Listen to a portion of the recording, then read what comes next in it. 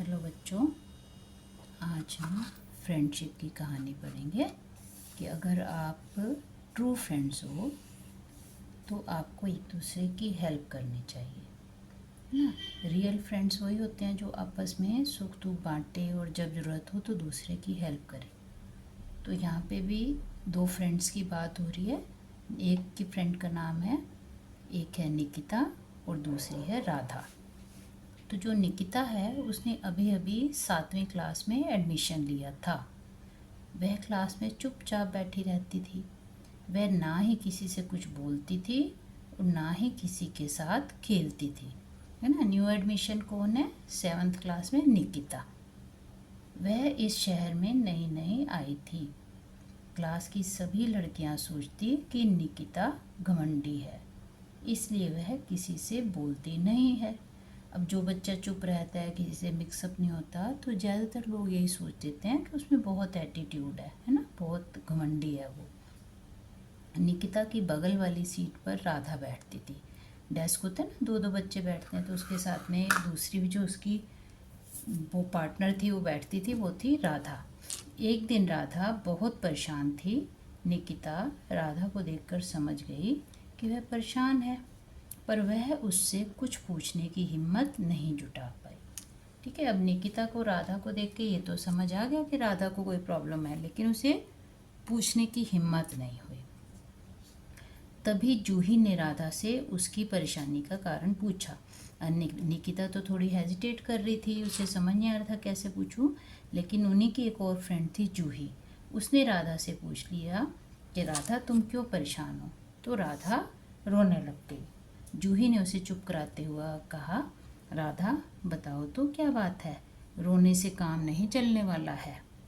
राधा ने अपने आंसू पोंछते हुए कहा, मेरी माँ बीमार है, वह सिलाई का काम करती है, तब जाकर हमें पैसे मिलते हैं, है ना। अब आप लोग भी देखो, कईयों की मम्मी बर्तन करती है, बर्तन के पैसे मिलते हैं जब उन्हें, तब वो अपने बच्चों की फ़ीस भरती है ना। किसी की मम्मी मजदूरी करती है, ऐसी जो राधा की मम्मी है वो सिलाई का काम करती है, लोगों के कपड़े सिलाई करती है। उनको जब कपड़े सिलाई के पैसे मिलते हैं तब वो राधा की फ़ीस भरती है। अब वो कहती है मेरी माँ तो बीमार है, और जब हमें पैसे मिलते हैं हम स्कूल की फ़ीस भरते हैं। अब माँ बीमार है तो वो ग्राहकों के कपड़े ठीक टाइम पे नहीं दे पाएगी, और मैं स्कूल की फ़ीस भी नहीं भर पाऊँगी। तो उसकी जो फ्रेंड है निकिता, वो क्या जूही जूही कहती है, तो तुम वो सिलाई के कपड़े सिल दो, क्या तुम्हारी माँ ने तुमको सिलाई नहीं सिखाई? जूही ने कहा, उन्होंने तो कई बार सिखाने की कोशिश की, पर मैंने ही आलस के कारण नहीं सीखी। हर दिन मैं कल पर बात टाल देती थी, राधा ने बताया। जैसे हमारे भी मम्मी छोटे छोटे बच्चे होते हैं, मम्मी कहती है ना कि चाय बना दो, हम कहते हैं अच्छा अगली बार मैं बना दूंगी, है ना। फिर मम्मी कहती है ऐसे कैसे आएगी, तो सब लोग आलस करते हैं। लेकिन अगर माँ बीमार पड़ गई, अगर आपको चाय नहीं बनानी आती, तो मम्मी को भी कैसे पिलाओगे। तो ऐसे छोटे छोटे काम हैं, जैसे घर की सफाई है, खाना बनाना है, तो थोड़े थोड़े टाइम के बाद कुछ कुछ नया सीखते रहना चाहिए। तुम कहो तो मैं तुम्हारी फीस भर देती हूँ, मैं अपने पापा से कह दूंगी, जूही ने राधा के सामने प्रस्ताव रखा, है ना। जूही ने बोला कि मैं अपने पापा को बोल के तुम्हारी फीस भरवा देती हूँ, क्योंकि निकिता न्यू आई है, जूही और राधा पुरानी फ्रेंड्स हैं। नहीं नहीं, हरगिज़ नहीं, राधा ने बोला। जूही को मना कर दिया राधा ने। निकिता ने जूही और राधा के बीच की हुई पूरी बात सुन ली। अब निकिता बिल्कुल चुपचाप बैठी थी, उसने राधा से डायरेक्ट कुछ भी नहीं पूछा, और दो राधा और जूही के आपस में जो बात हुई वो उसने सुन ली। ठीक है, देखो जूही और राधा के बीच में बात हुई और सुनी किसने? निकिता ने। वह राधा की परेशानी का कारण समझ गई। अब उसे समझ आ गया कि राधा क्यों परेशान है, उसको फीस की टेंशन है।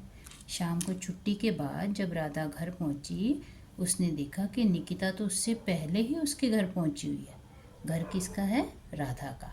और निकिता उसके घर पहुंचने से पहले ही पहुंच गई उसके घर, और उसकी माँ के पास बैठी, सिरहाने मतलब सिरहाना, जहाँ हम सिरहाना लगाते हैं ना, मतलब उसके सिर के पास बैठी हुई है और उसका सिर दबा रही है। राधा ने चौंक कर बोली, तुम यहाँ? वह जब मुझे पता चला कि तुम्हारी माँ बीमार है तो मैं उन्हें देखने चली आई। निकिता ने बोला कि जब तुम और जूही बात कर रहे थे ना, मैंने सुना, तो मैं तुम्हारी माँ को देखने चली आई। यह कहते कहते निकिता का गला रूंध गया और आँख से आंसू बह निकले। जब भी हम कोई भाव में आते हैं, उदास होते हैं, तो हमारी आंखें या वो भर आता है ना गला भी। राधा ने अपना बैग रखकर निकिता को चुप कराया। निकिता बोली, दरअसल मेरी माँ नहीं है। अब बताओ राधा क्यों इमोशनल हो रही थी, क्यों गला भर रहा था? क्योंकि उसकी मदर नहीं थी और राधा की माँ बीमार थी, तो इसलिए वो आ गई। उन्हें मरे हुए 1 साल हो गया। पिताजी अक्सर ऑफिस के काम से घर से बाहर रहते हैं, इसलिए मुझे अकेलापन महसूस होता है। सबके पापा तो सुबह जाते हैं, शाम को आते हैं। ज़्यादातर आजकल तो मम्मियाँ भी सबकी वर्किंग हो गई हैं, है ना। लेकिन पापा तो अक्सर बाहर रहते हैं और मम्मी घर में हो ना, तो बच्चों को तो अकेलापन लगता है। साथ ही मुझे किसी से भी जुड़ने में बहुत डर लगता है कि कहीं उससे अलग ना होना पड़े, तो मैं कैसे रह पाऊँगी, है ना। तो निकिता ने बोला कि जैसे मम्मी से अलग हुई तो उसे टेंशन हुई, तो इसलिए वो किसी से अटैचमेंट अपनी करना नहीं चाहती, ताकि कुछ अलग हो जाए, कुछ किसी दूसरे शहर चले जाए या कोई बीमार हो जाए तो उसे दुख ना हो। बस इसी डर के कारण मैं किसी से दोस्ती नहीं करती। देखो, उसको तो ये डर है, इसीलिए वो फ्रेंडशिप नहीं करती और सब लोग उसे घमंडी समझते हैं। राधा की माँ ने निकिता को पुचकारते हुए कहा, बेटी, जब भी तेरा मन करे तू यहाँ चली आया कर, मैं हूँ ना तेरी माँ। आज से अपने को अकेला मत समझना, ठीक है। तो राधा की जो माँ थी उसने निकिता को बोला, तेरा जब भी मन उदास हो, अपनी मम्मी की याद आए तो मेरे पास आया ना, है ना।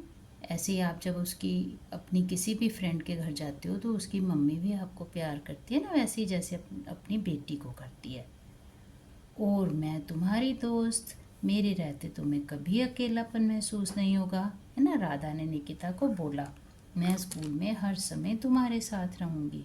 राधा ने निकिता के गले में अपनी बाहें डालते हुए कहा। राधा और निकिता दोनों अब दोस्त बन गई थी। निकिता धीरे धीरे राधा की मदद से क्लास में भी घुल मिल गई। अच्छा, निकिता सबसे बातें करने लगी अब, क्योंकि राधा और निकिता तो बोलने लगी थी। ऐसे धीरे धीरे सभी फ्रेंड्स बन गए।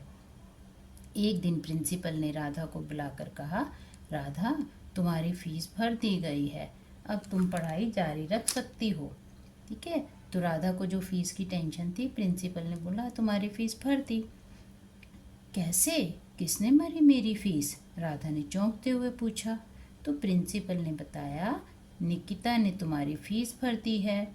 उसने कपड़े सिलने में तुम्हारी माँ की सहायता की, जिस कारण वे सही समय पर ग्राहकों को उनके कपड़े दे सकी। इसका मतलब निकिता ने राधा की मम्मी से सिलाई सीख ली, उनकी हेल्प की धीरे धीरे, क्योंकि वो बीमार थी। राधा यह सुनकर चकित रह गई। वह दौड़कर निकिता के पास गई और उसे धन्यवाद देते हुए बोली, तुम मेरी सबसे अच्छी दोस्त हो, सबसे अच्छी। निकिता बस मुस्कुरा दी, है ना। तो बच्चों, इस कहानी से हमें शिक्षा मिलती है कि जब भी आपकी किसी फ्रेंड को हेल्प की ज़रूरत हो और आप वो कर पाओ, तो आप उसकी ज़रूर हेल्प करो, मदद करो। अवॉइड मत करो कि ठीक है, मुझे क्या लेना देना, है ना। आजकल ऐसे भी फ्रेंड्स होते हैं ना, उनको मज़ा आता है आपको कोई कष्ट हो, लेकिन आपको ऐसा नहीं बनना, आपको हेल्पिंग बनना है ना। तो ऐसे देखो, राधा और निकिता की फ्रेंडशिप भी हो गई और उसकी पढ़ाई भी कंटिन्यू रही। आई होप कि आपको ये स्टोरी अच्छी लगी होगी। थैंक यू बच्चों।